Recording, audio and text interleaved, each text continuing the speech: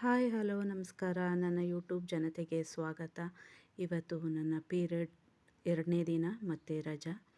ಅಂದರೆ ನಮ್ಮ ಇದರಲ್ಲೆಲ್ಲ ರಜಾ ದಿನಗಳು ಅಂತೀವಿ. ಇವತ್ತು ನಾನು ಬೆಳಗ್ಗೆ ಬಿಸಿಬೇಳೆಬಾತ್ ಮಾಡಿದ್ದೆ. ಯಾಕೆಂದರೆ ಹೆಚ್ಚಿನ ಕೆಲಸ ಮಾಡೋಕ್ಕಾಗಲ್ಲ ಇವತ್ತೊಂದು ದಿನ. ನಮ್ಮ ಮನೆಯವರೇ ದೀಪ ಹಚ್ಚಿ ಪೂಜೆ ಮಾಡಿದರು. ಅವರು ಡ್ಯೂಟಿಗೆ ಹೋಗೋಕ್ಕೆ ಟೈಮ್ ಆಗುತ್ತೆ ಅಂತ ತಿಂಡಿ ತಿಂದರು. ನಾನು ಅಷ್ಟರೊಳಗೆ ತಿಂಡಿ ಕೂತ್ಕೊಳ್ಳೋಣ ಅಂತ ಅಂದ್ಬಿಟ್ಟು ಇನ್ನೇನು ಕೆಲಸ ಇಲ್ವಲ್ಲ ಅಂತ ತಿಂಡಿ ಕೂತ್ಕೊಂಡೆ. ಈ ಸಮಯದಲ್ಲಿ ಏನಂದರೆ ಹೆಚ್ಚಿಗೆ ಕೆಲಸ ಮಾಡೋಕ್ಕಾಗಲ್ಲ. ಯಾವುದೇ ಹೆಣ್ಮಕ್ಳಿಗಾಗಲಿ ಈ ಈ ದಿನಗಳಲ್ಲಿ ಹೆಚ್ಚಿಗೆ ಕೆಲಸ ಮಾಡೋಕ್ಕಾಗಲ್ಲ. ಇದರಿಂದ ಮನೆಯವರು ನಮ್ಮನ್ನು ಅರ್ಥ ಮಾಡಿಕೊಂಡು ಸ್ವಲ್ಪ ನಾವೂ ಅವ್ರಿಗೆ ಹೇಳ್ಕೋಬೇಕು ಮೊದಲೇ. ಇದ್ರ ಬಗ್ಗೆ ಅವ್ರಿಗೂ ಕೆಲವ್ರಿಗೆ ಪಾಪ ಗೊತ್ತಿರಲ್ಲ, ಅದರಿಂದ ರೇಗ್ಬಿಡ್ತಾರೆ. ನಾವು ದುಃಖ ಇದರಿಂದ ಒಂದೊಂದು ಕೆಲವು ಮನೆಗಳಲ್ಲಿ ಜಗಳನೇ ಆಗುತ್ತೆ. ಎಲ್ಲ ಮನೆಗಳಲ್ಲೂ ಅಂತಲೇ ಇವತ್ತಿನ ಕಾಲದಲ್ಲಿ ಎಲ್ರಿಗೂ ಗೊತ್ತಿರುತ್ತೆ. ಫೋನ್ ಇರೋದ್ರಿಂದ ಎಲ್ಲ ಟೆಕ್ನಾಲಜಿಗಳು ಎಲ್ಲ ಇಂಪ್ರೂವ್ಮೆಂಟ್ ಆಗಿರೋದ್ರಿಂದ ಎಲ್ರಿಗೂ ಗೊತ್ತಿರುತ್ತೆ. ನಮಗೆ ಅಂದರೆ ನಮ್ಮ ಕಾಲದಲ್ಲಿ ಇದೆಲ್ಲ ಗೊತ್ತಿರಲಿಲ್ಲ, ತಿಳುವಳಿಕೆ ಇರಲಿಲ್ಲ.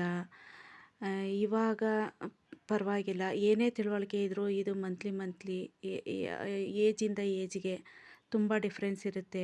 ಅದರದ್ದು ಒತ್ತಡಗಳು ಚೇಂಜ್ ಆಗ್ತಿರುತ್ತೆ. ಈಗ ಚಿಕ್ಕ ಮಕ್ಕಳು ಇದ್ದಾಗ ನಾವು ಚಿಕ್ಕ ವಯಸ್ಸಿನಲ್ಲಿ ಅಮ್ಮಂದಿರು ನೋಡ್ಕೋತಾರೆ. ಬೆಳೀತಾ ಗಂಡನ ಮನೆಗೆ ಹೋದಾಗ ಅಲ್ಲಿ ನಮ್ಮನ್ನು ಯಾರು ಅರ್ಥ ಮಾಡ್ಕೋತಾರೆ, ಅದೊಂದು ನಮಗೆ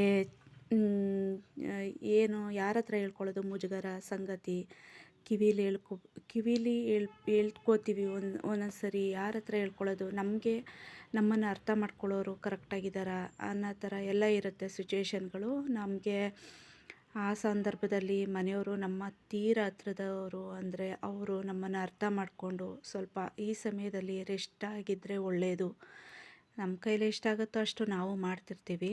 ಅಂದರೆ ಆ ಸಮಯದಲ್ಲಿ ಹೆಣ್ಮಕ್ಳಿಗೆ ಆದಷ್ಟು ಮನೆಯವರು ಅರ್ಥ ಮಾಡಿಕೊಂಡು ನಿನ್ನ ಕೈಲಿ ಎಷ್ಟಾಗುತ್ತೋ ಅಷ್ಟು ಮಾಡು.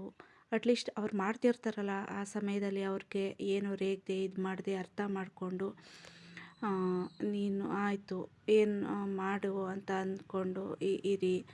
ನಿಮ್ಮ ಸಪೋರ್ಟ್ ಎಷ್ಟಾಗುತ್ತೋ ಅಷ್ಟು ಕೊಡಿ. ಇದ್ರ ಬಗ್ಗೆ ಹೇಳಬೇಕು ಅಂದರೆ ತುಂಬ ಇದೆ. ಆದರೆ ಈಗ ಎಷ್ಟಾಗುತ್ತೋ ಇಷ್ಟು ಹೇಳ್ತೀನಿ. ಮುಂದಿನ ದಿನಗಳಲ್ಲಿ ಇನ್ನೂ ಹೆಚ್ಚು ಹೇಳ್ತೀನಿ. ಇದರಲ್ಲಿ ಆಹಾರ ಪದ್ಧತಿನೂ ಒಂದು. ಹೆಣ್ಮಕ್ಳಲ್ಲಿ ಆಹಾರ ಪದ್ಧತಿಗಳು ಇರುತ್ತೆ. ಏಜ್ ಆದಮೇಲೆ ನಮಗೆ ಯಾವ ರೀತಿ ಆಹಾರ ಕ್ರಮಗಳು, ನಾವು ಜಂಕ್ ಫುಡ್ ಎಲ್ಲ ತಿಂದೆ ಹೆಚ್ಚು ಮನೆ ತರಕಾರಿ ಊಟ, ಮನೆ ಊಟ ಅದೆಲ್ಲ ನಾವು ಒಂದು 30+ ಆದಮೇಲೆ ಯಾವ ಥರ ಇರಬೇಕು ಅದ್ರ ಕಡೆನೂ ಗಮನ ಕೊಡಬೇಕು. ನಾನು ಇಷ್ಟೆಲ್ಲ ಹೇಳ್ತೀನಿ ನಿಮ್ಮ ಹತ್ರ.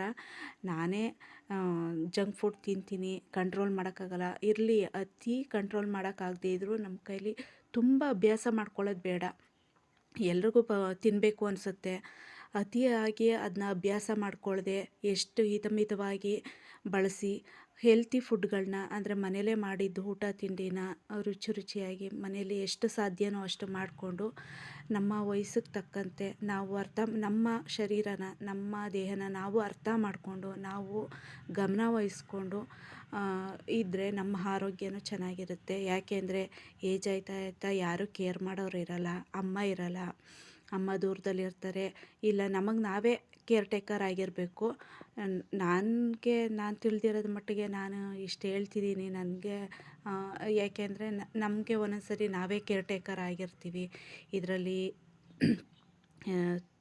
ಯಾಕೆ ಅಂದರೆ ಗೊತ್ತಿಲ್ಲ ನನಗೂ ಯಾವ ರೀತಿ ಹೇಳಬೇಕು. ಇದು ಹೆಣ್ಮಕ್ಳಿಗೆ ಅರ್ಥ ಆಗುತ್ತೆ. ಇದು ತುಂಬ ಹೆಣ್ಮಕ್ಳು ಇದರಲ್ಲಿ ನೊಂದಿರ್ತಾರೆ, ಗೊತ್ತಿರುತ್ತೆ. ಹೌದು, ಹೆಣ್ಮಕ್ಳು ಅಂತ ಬಂದಾಗ ಹೌದು ನಾವು ಇದನ್ನೆಲ್ಲ ಕೇರ್ ತಗೊಳ್ಳೇಬೇಕು. ಏನು ಮಾಡೋಕ್ಕಾಗಲ್ಲ. ನಿಮಗೆ ಇಂಥ ವಿಷಯಗಳು ಇನ್ನೂ ಹೆಚ್ಚಿನ ರೀತಿಯಲ್ಲಿ ನಿಮಗೆ ತಿಳಿಸೋಕ್ಕೆ ಪ್ರಯತ್ನ ಪಡ್ತೀನಿ. ನನ್ನ ವಿಡಿಯೋ ಇಷ್ಟ ಆದರೆ ಲೈಕ್ ಮಾಡಿ, ಶೇರ್ ಮಾಡಿ, ಸಬ್ಸ್ಕ್ರೈಬ್ ಮಾಡಿ ಮತ್ತು ನಿಮ್ಮ ಅನಿಸಿಕೆ ಅಭಿಪ್ರಾಯಗಳನ್ನ ತಿಳಿಸಿ. ಮತ್ತೆ ಸಿಗೋಣ ಮುಂದಿನ ವಿಡಿಯೋದಲ್ಲಿ. ನಿಮಗೆ ಯಾವ ವಿಷಯದ ಬಗ್ಗೆನಾದರೂ ತಿಳ್ಕೋಬೇಕು ಅಂತ ಇದ್ದರೆ ಕಮೆಂಟ್ ಮಾಡಿ. ಇಲ್ಲ, ನಿಮ್ಗೆ ಯಾವುದಾದ್ರೂ ವಿಷಯ ತಿಳಿದಿದ್ರೆ, ನನ್ನ ಮಾತಲ್ಲೂ ಏನಾದರೂ ತಪ್ಪಾಗಿದ್ದರೆ ಇಂಥ ವಿಷಯಗಳನ್ನು ಸರಿಯಾಗಿ ಹೇಳ್ಕೊಡಿ. ಸರಿ, ಬಾಯ್.